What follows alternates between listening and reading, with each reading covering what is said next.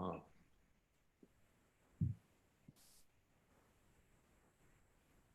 Morning, guys. Morning. David, good morning. Lindsay, good morning. Tony, good morning. Morning. All right. Let's wait a couple more minutes and be able to hop in.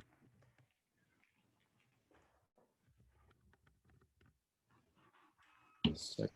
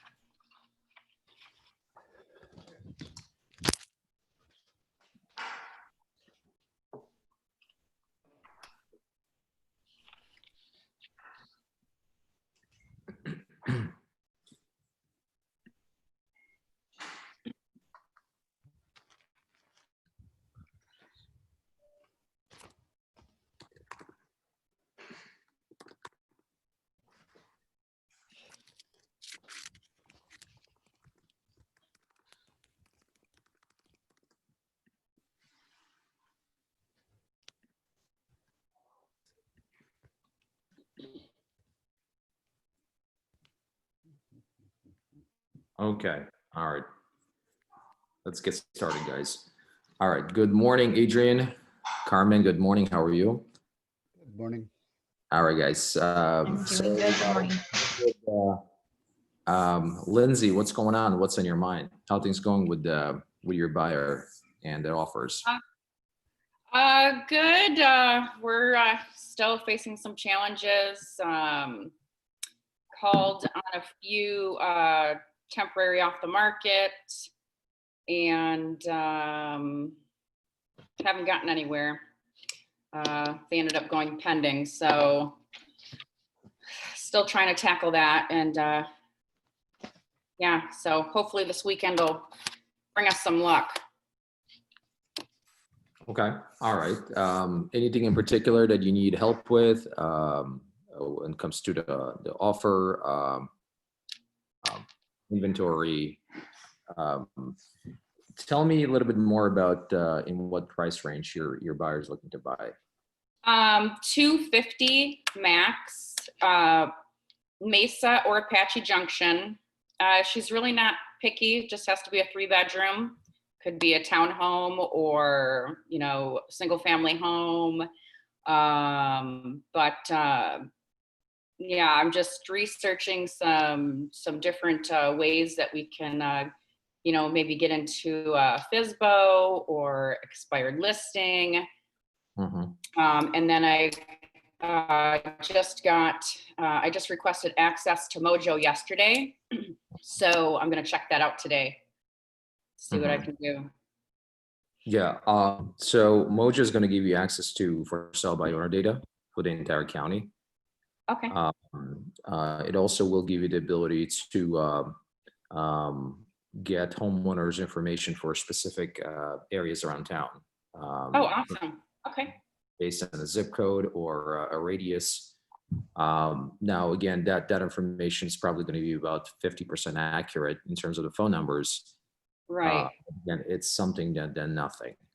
Yeah. I would also suggest to call agents that had listings that expired maybe a year ago or 2 years ago. Okay. And see if their clients are still interested in possibly selling their house or their town. And Okay. for a referral fee, I mean, you can offer them 10%, 15%, 20%. Maybe they can give you their information. Okay. And you contact them, let them know, hey, I have a qualified buyer ready to write an offer, work around your schedule in terms of closing. Do you have any plans? Do you have any plans of selling? Okay. And Okay. I'm supposed to contact a new build sales agent today. That was one of the properties that we were interested in. So I'm going to chat with her to see if she's got anything else or to put us on a list if something falls through. Mhm. So Mhm. Yeah, new builds is another way to go about it. Have you considered, or have she considered maybe going south to Casa Grande or Maricopa? she's been very particular about her area because at first we were searching the whole East Valley, and she really wants to stay close to work and close to her kids' school and close to her former husband. So, she's got short commutes everywhere. Gotcha. Gotcha. She's, Okay. Okay. All right. Very good. Okay. Yeah. I mean, these are the channels I would try. I've done them before. I reached out to the old, expired, and canceled listings. I had a situation a couple of years ago where, they wanted to sell their house, but they were very specific where they wanted to live. Mhm. Um, and in that particular neighborhood just didn't have anything available, so I Right. reached out to every expired / canceled listings for the past 5 years. Okay. Talked to 7 or 8 people. Out of those 7 or 8, there were 2 homeowners. I said, yeah, if I can get my price, I'll be interested in selling. Right. And we gave them their price, and we closed the deal. Okay. um, so it's definitely doable. You got to be creative. Do not lose hope. And you'll find her a home. You'll Yeah. find Yeah. Luckily, she's been rolling with the punches and and taking it well. So yeah, it's been a challenge, but we're confident that we'll find something, and what's meant to be will be. So Right. And also, like, utilize our Facebook group page. We have agents that are constantly working with the sellers. I know Kenneth has a listing coming up. I think it's going up either today or tomorrow for $230,000. Now, what city? it's not East Valley. I think it's in either Phoenix or Glendale area. Okay. And he actually talked about it, I think on Tuesday, um, Okay. about that particular listing. So Kenneth Cano, and I know he posted it on his Facebook page yesterday. Okay. I'll check it out. Okay. I have a listing going live this Friday in Glendale on 43rd Avenue and Northern. Okay.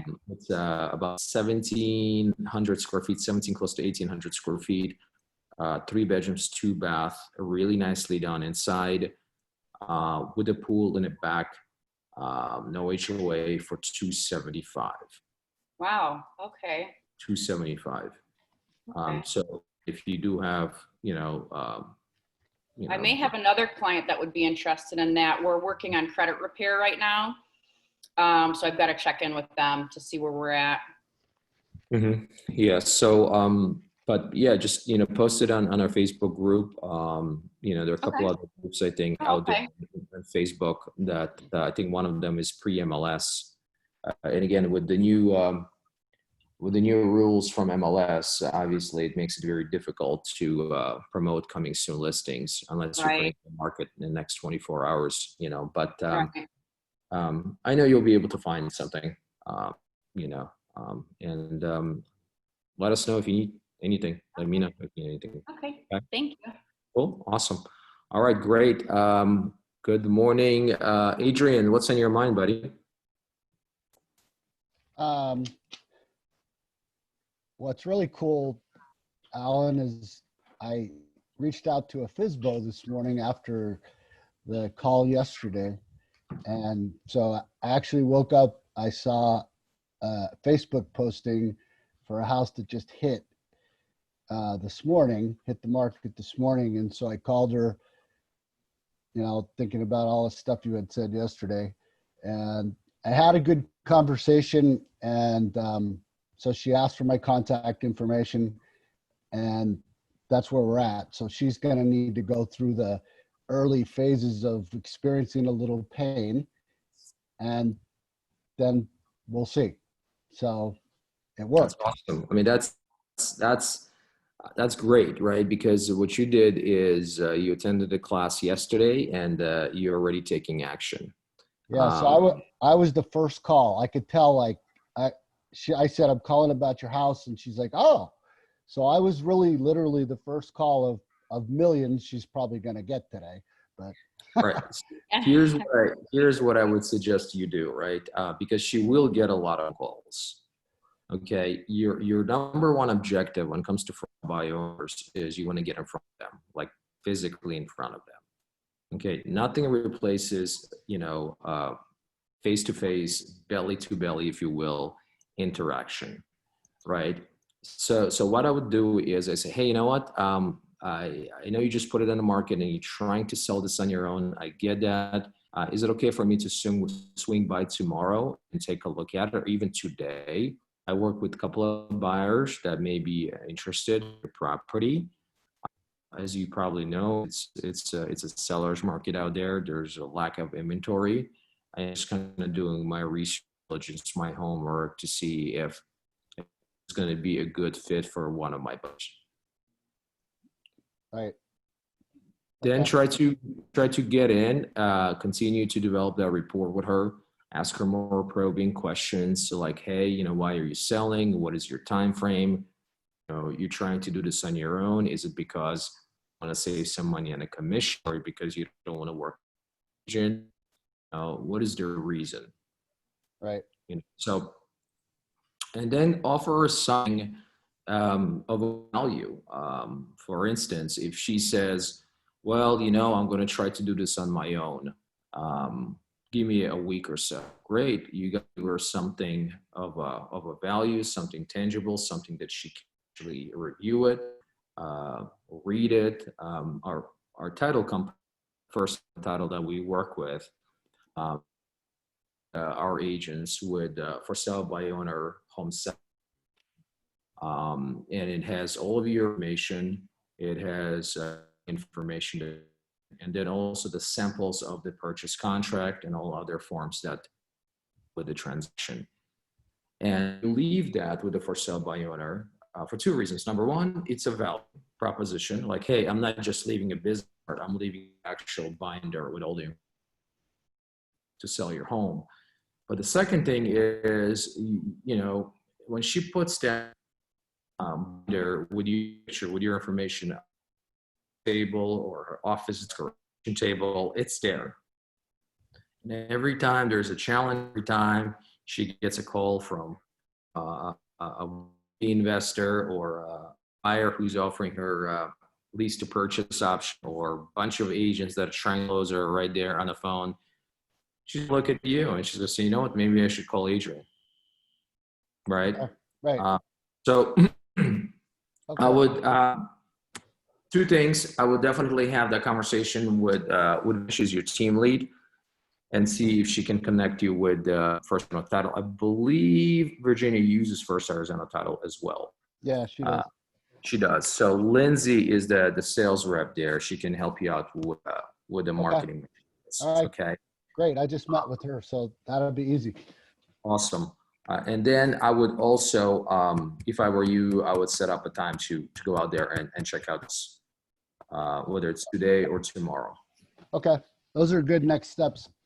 Yep. That's great. But that's, again, great, great job. Again, for sale by owners, they will answer their phone.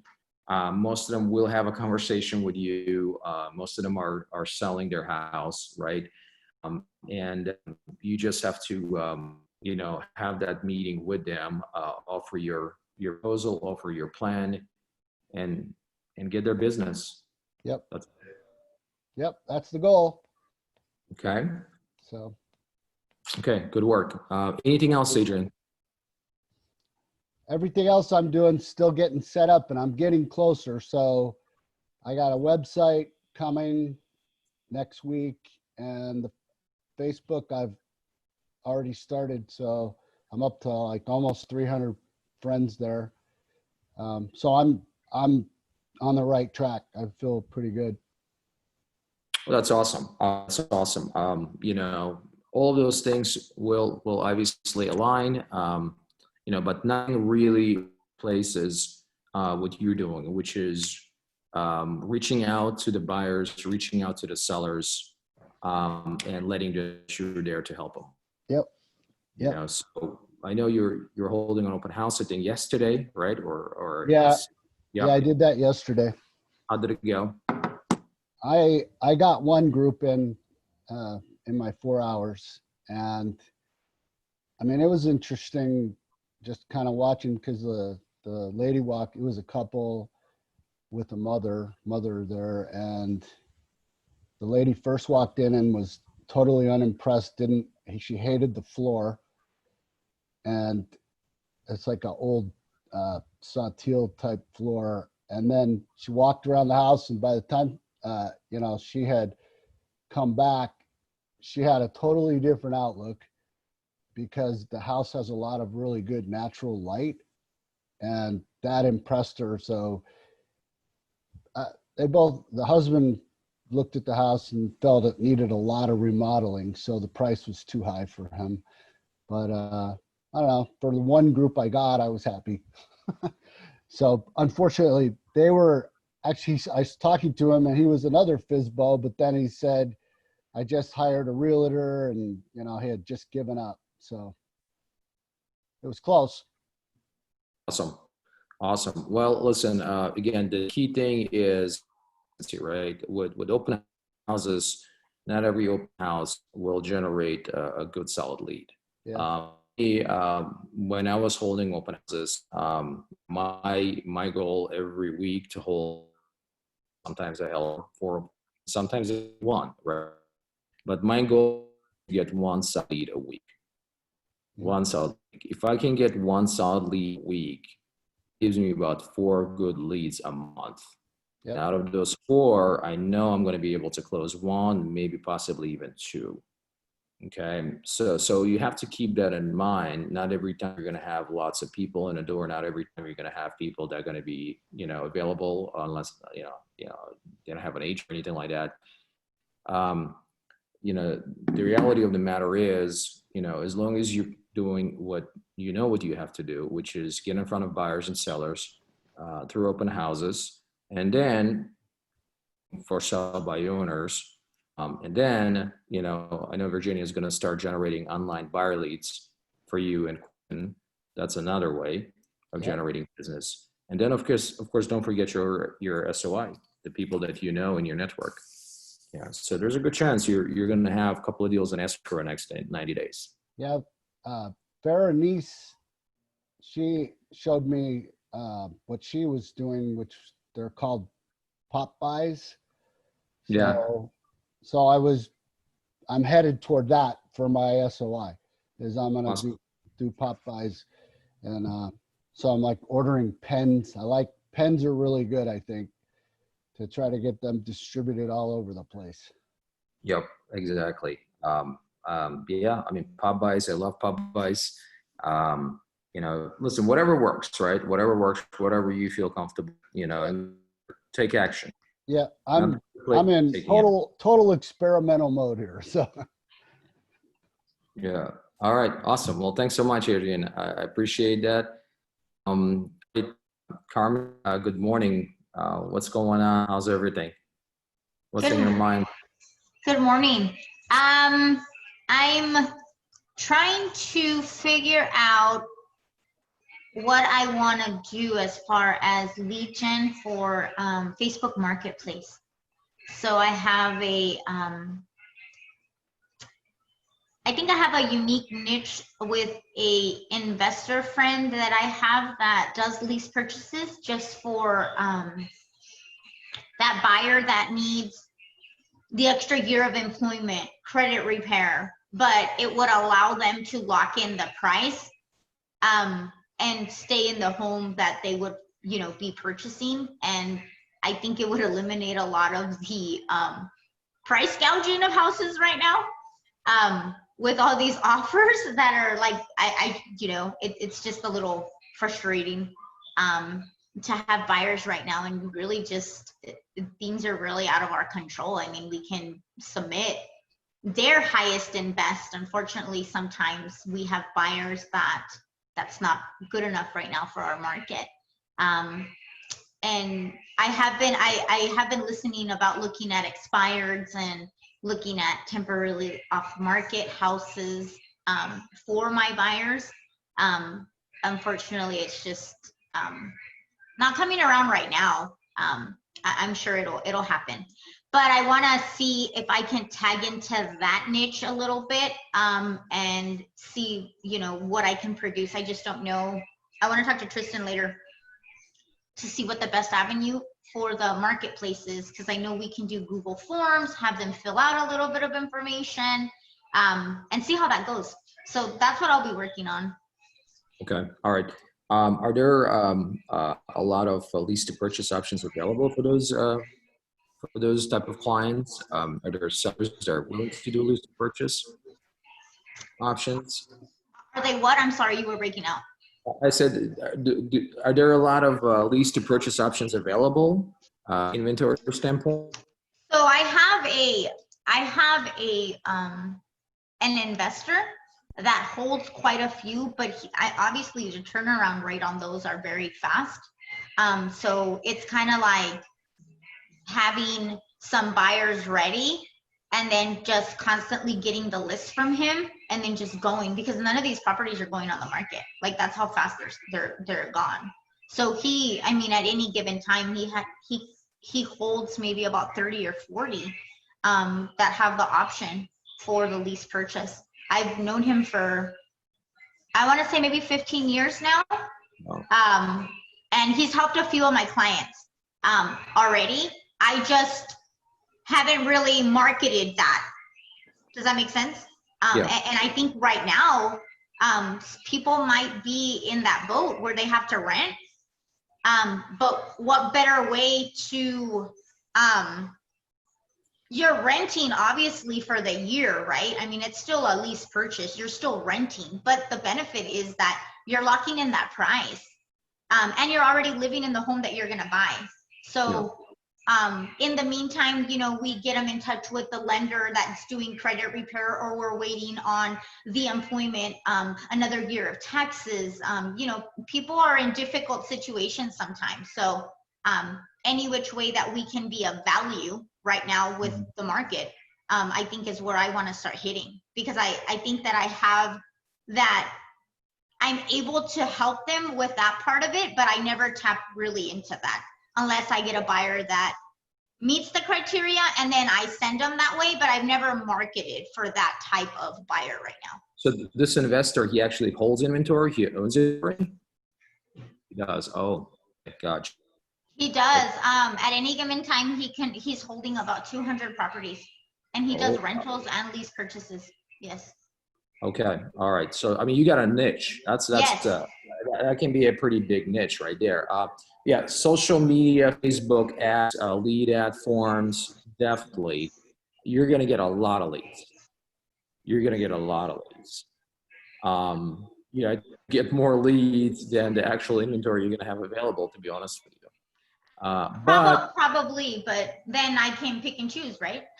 You can pick and choose, and then those that are not in position to buy right now, again, by nurturing them, and then hopefully with a credit repair situation, maybe 6 months or a year down the line, they're going to be working with you on buying a house, purchasing a house. Yeah, and I like it because it's obviously it's not like now business. But it's fine. I mean, we wish we had all now ready to transact business, but sometimes these pipeline fillers really help, because it's never bad when a lead turns around a year later and they're like, yep, we're ready, let's do it. Or you have something in the pipeline for a year that's, like these lease purchases, because I've done these quite a few. So it's never bad to see that lease purchase is like, oh yeah, we're ready to buy, yeah, it took a year, but that check's still good a year later. It's still good. It's like, yeah. And yes. Yeah. And absolutely. He does, he'll do So he does non-represent. We have a non-represented seller agreement when we do these. So I'm only representing the buyer, and he'll do a 1% commission on the lease purchase on top at the first, and then the 2% at the closing. So I still get something up front for my work. Right. That's And nice. as far as the financial requirements, what is he looking for? Like, is he looking for a significant down payment? So it's a $10,000 down payment that is pushed towards that's taken off of the purchase price. So say the house is $250, you do 10,000. So your financed amount that you need to get financed is $240. And then you just pay your rent for the year. Obviously, no credit on the rent. And you are 100% responsible for anything that happens to the house, though. It's not like you're a tenant where he's fixing things. Like, you're taking the house. You fix everything moving forward. But he still owns the house, correct? He still owns. Yeah, nothing changes possession until you purchase it a year later. What happens in the event, let's say a year from now on, maybe their credit is not where it needs to be, they're still not in position to buy? So I've had him extend those based on scenarios, but we would have to show that, then the lender gets involved and says, hey, they're not quite ready right now, but they will be in the next 6 months. And then it really goes case by case with that. So I really need to make sure up front that I am positioning them in a good situation. If not, they'll lose out on their 10,000 if they forfeit. If they don't if they don't take upon transaction with the purchase within the year of the agreement that you have, you do risk forfeiting. But I've never had a client forfeit. Yeah, I never have. And I've had clients that needed the extensions, and he's an honest guy. I really do love working with him. He's not out to get people out of their $10,000. He will help if he sees that people are doing what they need to be doing. So if I have a client that for the entire year hasn't been doing anything, and then it comes and he's like, then they're like, oh, Carmen, I'm not ready yet, but they haven't done anything. Well, then that's their fault. It's nobody's fault. But if they haven't taken the necessary steps, and I'm still quite involved in the process with the lenders. Like, if it's a lender thing that we need to work on, my lender is awesome at giving me updates, telling me, Carmen, your client's doing this. Hey, I haven't talked to them. What's going on?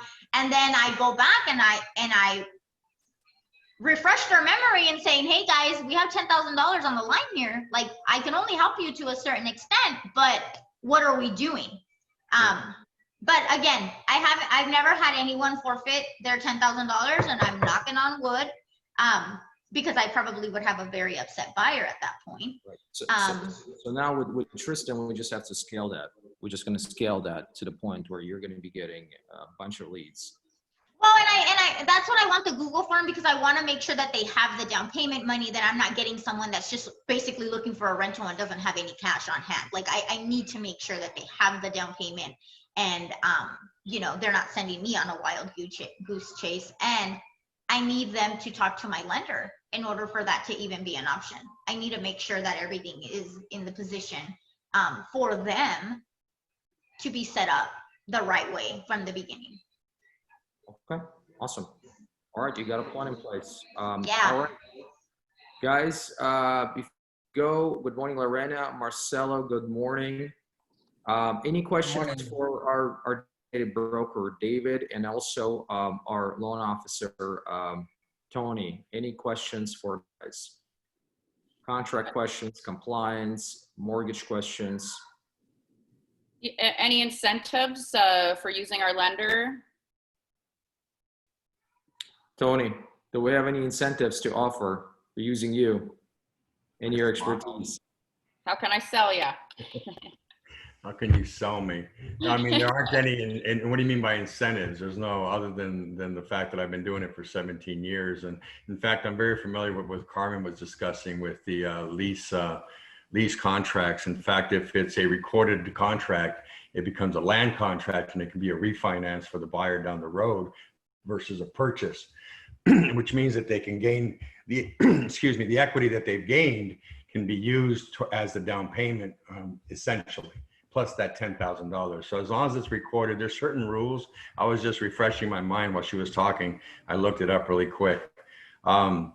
I have a lot of tools available to me to answer your questions. And when I hear things like Carmen was, I forget, in 17 years, you learn so much and you forget a little. So you got to go back and reread things like that. And last night I was refreshing myself on VA loans and not the regular VA where it's a veteran, but actually a VA that is being transferred here from out of state, and how do you understand their their pay and their BHS and all those other things, and how we can qualify them. So incentive wise, I guess it's extensive knowledge and my ability to find a solution for whatever the situation is. I also have access to credit restoration. I do a lot of counseling myself, but if it comes to really complicated, I do have a source that I've been using for years called My Credit Guy. And Oh, I've worked with him. Yeah. you know them? Yeah. He's really great. Cody's pretty awesome. They were my tenants at a property I managed in Scottsdale. Oh yeah, real nice, really good guys, and they do good work. They try and help people, and I've sent people over there where they'll say, listen, if you do this, this, and this, just do that. You don't even have to pay us. Just go ahead and do this. Yeah, and they're awesome.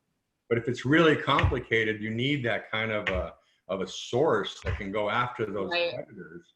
With lawyers and letters. I mean, because if you just dispute something, all it is a notation on the credit report. Disputed, doesn't do anything. So, I mean, just a lot of those avenues, a lot of those sources I have available that I've accumulated over the years. I have 2 laptops because one of them is saturated with information, and little by little it's coming over to this one. So I'm constantly referring to that. I just transferred over some files. The other advantage, I guess, is that we are not a mortgage bank. We are actually a mortgage broker, which means that I have access to multiple lenders, one credit report, and multiple lenders. Movement Mortgage, which is the parent of Best Homes Mortgage, and then you got Freedom, you got UWM, you've got Caliber, you got a ton. I mean, I've got a list here. Let me look. I'm still getting acclimated to some of their rules. Caliber, Freedom, Orion, Home Point, and all of them have their little, I just lost the word, but they're some of them are very particular to a buyer that has lower credit scores. Some are great with government loans. Some are great with land contracts. You just have to find those niches. And that's what I do, is study those guidelines so that I can find the niche that particular client can actually fit into. So, and thank you for the friend request yesterday. Yeah, thanks for accepting. I don't have your phone number here, so I'd call you and we can sit down and visit. The same with you, Carmen. I plan on giving you a ring. Heads up, don't ignore my and Marcelo, Lorena, and all these guys. I already talked to David the other day.